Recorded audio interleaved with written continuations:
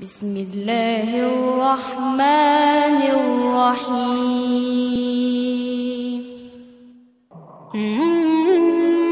السلام علیکم ناظرین، میں آج اپنے ویڈیو میں ایک بہت ہی پیارا واقعہ آپ کو سنانے والی ہوں، اور یہ واقعہ ہے ایک کافر عورت کی ایمان لانے کا، وہ بھی حضور صلی اللہ علیہ وسلم کی پشت مبارک کی وجہ سے، کیسے وہ ایمان بھی لائی اور جہنم سے بھی نجات پا گئی۔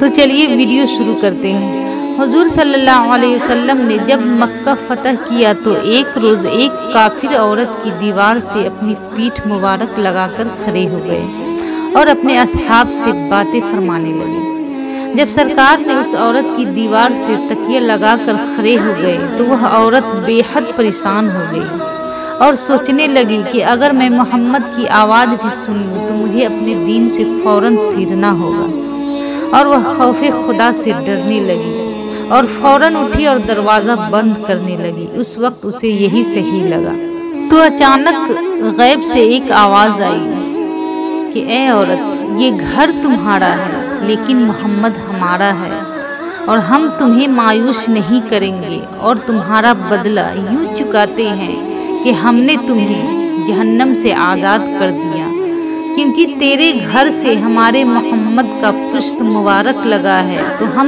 کیسے اس گھر والے کو جہنم میں جلنے دیں گے۔ سبحان اللہ۔ اللہ اور اس کے رسول کی ایسی یاری نہ دیکھی۔